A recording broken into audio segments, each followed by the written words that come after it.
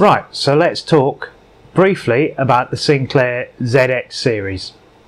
Now, if you're an American and you're watching this, you may not have heard of Sinclair or ZX or Spectrum or anything like that, but in Britain in the 80s this was the hobbyist gaming computer. This was the one that everyone used in order to program all their homebrew games. I'll briefly go over the models you can find, and I'll show pictures here as I go along. Basically, I'm going to start with the ZX81 because that's probably the most well known of the series, and that was the one that really did get the sort of hobbyist programmer ball rolling in Britain. So you've got the ZX81, the 16K, the 48K, and the 128K. Now, these are what are known as basically the ZX series splits into two groups. These are the ones, the first four are the ones that were built by Sinclair. Now, in the mid-80s, another company called Amstrad basically bought Sinclair and released two more models, which are the 128 plus 2 and the 128 plus 3.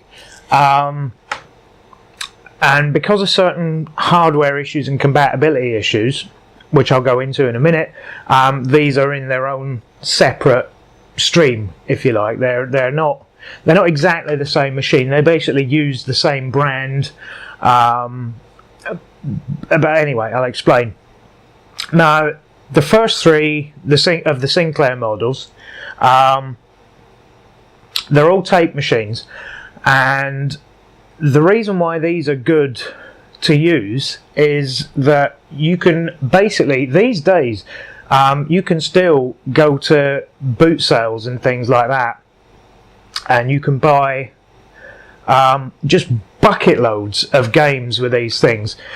The trouble is, most of them will be knockoffs. You might get one or two actual officially released tapes, but say if you buy 100 games, say 90 of them will be knockoffs, homebrews, stuff off the front of magazines, that sort of thing. But there were a lot of official releases.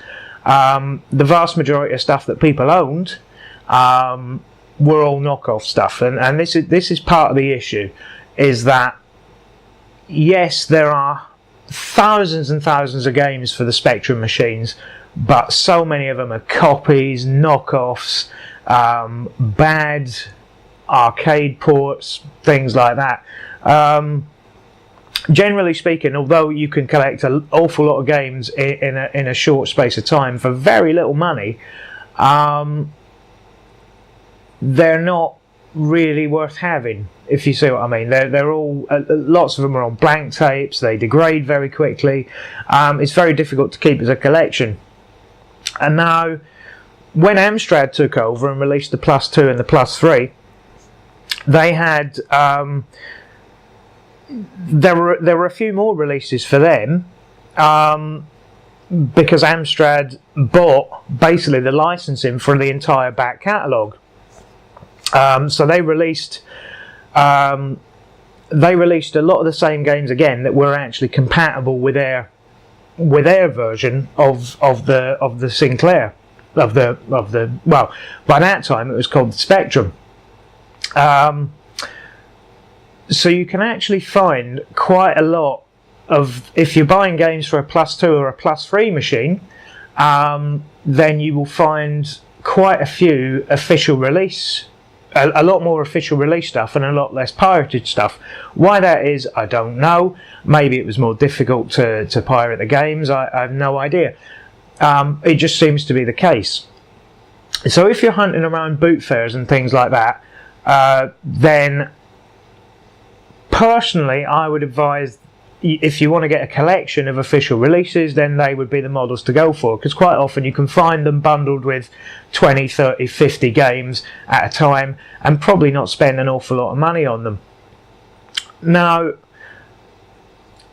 let's go into some of the good things about this system. Now, if you have a modern television, like HDMI, whatever, these systems only connect through coaxial, so you're gonna have a bit of a rough time connecting a standard model up as is, because modern TVs just won't read the signal at all. You have a massive community of modders in the UK that have since got around quite a lot of the issues with modern stuff. And in fact, if you're a fan of collecting modded systems, and I mean the thousands upon thousands of hobbyist accessories that go along with these types of systems, then you're in luck. There are plenty of forums and things like that. There's a massive collector community. Even now in the UK, there is still a massive collector community for the ZX machines and even the Amstrad machines, although they don't seem to get the same sort of love, even though arguably they are the superior systems. And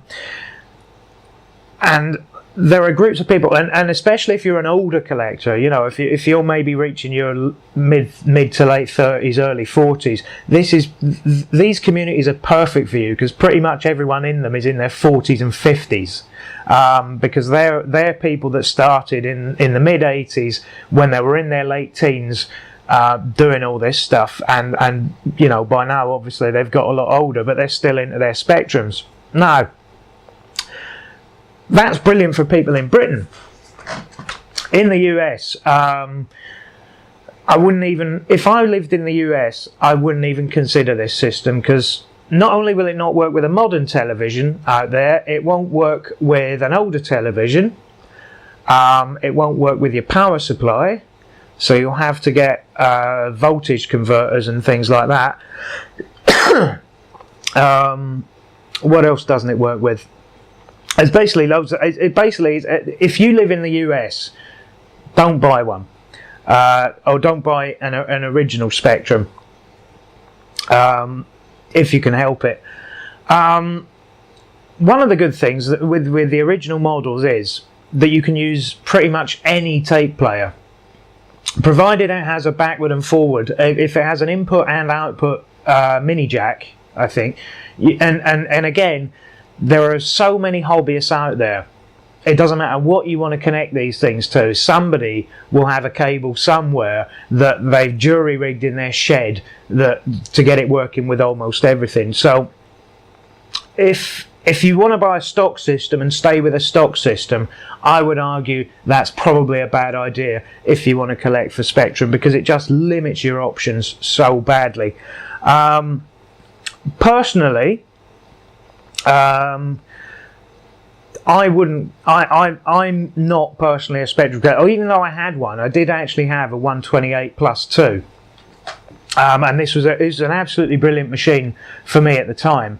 I think it was sometime in the late 80s. I can't remember exactly when I got it. I was a bit young, but there were two games that I absolutely loved playing on that. One of them was Williams Defender, which again, there's no reason you should buy a Spectrum to play that, or any of the ZX machines to play that, because there are far better ports of it that have come out since then on other systems. And the other one, which I've never seen ported to any other system, was the James Bond 007 Living Daylights. And this came with, well, my version of it came with anyway, a light gun. The first time I'd ever used a light gun at home. I mean, I'd seen them in arcades and things, but it's the first time I ever used one at home, and it was fantastic. It was one of the best games I ever remember playing. I'm sure if I played it now, it wouldn't be quite as fun, but I remember it being absolutely fantastic, and I thoroughly enjoyed myself. Would I buy one now? No. For some of the reasons that I've outlined. Also, you've got to remember that being a machine that takes tapes, although I'm sure this can be modded out to take you could probably run it off an MP3 player or something like that now, I suppose, as long as you could get the audio and the input and outputs correct. You could probably do that. Because this is a tape machine, bearing in mind that your load times for any one game before you start playing can be 5, 10 up to 20 minutes, which it's not going to be worth it, to be perfectly honest. If you're used to modern gaming, if you're used to anything from, say, Atari onwards, and you want to use it primarily for gaming and not for doing any of your own programming, just leave it alone. So yeah, to go back, I mean, with the accessory, but if you love collecting sort of old tape games and accessories and things like that, if you live in the UK, you can't do better. And do yourself a favour and do have a look online about the amount of I mean, because if you go and you see piles of this stuff, if somebody has a couple of Spectrum, a lot of Spectrum bits, like if you go to a boot fair, or sometimes in sort of computer sales and things like that, they'll have them, because these things are still dotted around computer fairs. You'd be well advised to go online, see what's available, see what stuff looks like, because it's not always obvious what these things are. Get a rough idea of what stuff looks like, and just have a look around. And if you ever find Sinclair did, like, you may have seen these, but these are really rare, like an arcade racing cabinet with built-in wheels and even an electric motor attached. It's called the C5. So if you ever find one of them, they are absolutely brilliant, so definitely look out for that. It might cost you a little bit of money, but that's one of the rarest Sinclair accessories there is, so definitely look for that. But yeah, so there are plenty of accessories about, and there are plenty of games about, but do bear in mind that if the machine you have is one of the Sinclair models, this is not a hard and fast rule. Some stuff is cross-compatible, but the vast majority of software will work with the Sinclair models, so that's everything up to the original 128, and then there's the Amstrad stuff that works with the 128 plus 2 and the plus 3. The plus 3 actually has a floppy drive. I'm pretty sure it's a floppy drive, but there's not an awful lot of software available for that, for two major reasons. Number one, it was an Amstrad proprietary format, so if a publisher wanted to make a game, they couldn't just stick it on a tape. They had to pay Amstrad in order to use the discs, so thereby being a much more expensive route to market. Well, not a much more expensive route to market, but enough where you might go, if you were going to do 5,000 copies of a game, you might reconsider just doing it for the plus 2 model rather than the plus 3. Also, the discs to buy for hobbyists that were making games were far more expensive to buy than just using tapes out of the shop. You know, like you could go to Tandy's and you could buy these discs, like in the 80s. Tandy's is a shop in the UK. It's basically the equivalent of UK Radio Shack, and you could buy, I think, for the same price as about 100 tapes was about 20 Amstrad discs. So that gives you an idea of how much the difference was in the cost. So all in all, I would say if you can go to a boot fair, if you're in the UK, you can go to a boot fair and you can pick one up and fiddle with it, and you're quite handy with aftermarket parts, maybe a soldering iron from time to time, because some of these things, some of the accessories that hobbyists build, they don't fit into any convenient slots. You have to actually take the case off and solder them on. If that's your thing and you can find one at a boot sale really cheap with a load of stuff with it, then perfect. have at it. If you live in the US, I would say, because of the drawbacks that I'd outlined previously, and that it won't work with your new telly, it won't work with your old telly, so you're going to have to find something specific for it to work with. It won't work with your voltage, so you're going to have to step it up. I think it's step it down, actually, from a US voltage. I could be wrong. Anyway, you have to get a voltage changer for it to even work. Avoid like the plague. So that's my verdict on that. If you live in the US, definitely avoid.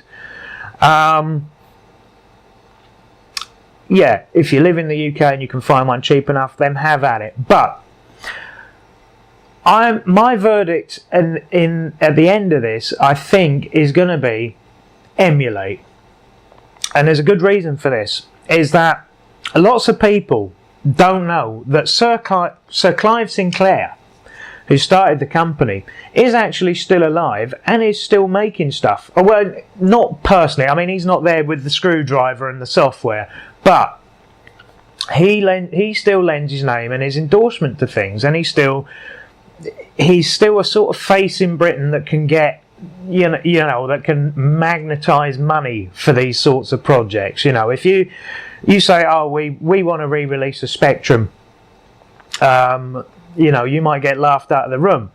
You turn up in a meeting with Sir Clive Sinclair and say, we want to re-release a Spectrum, people take you a bit seriously. This is exactly what's happened.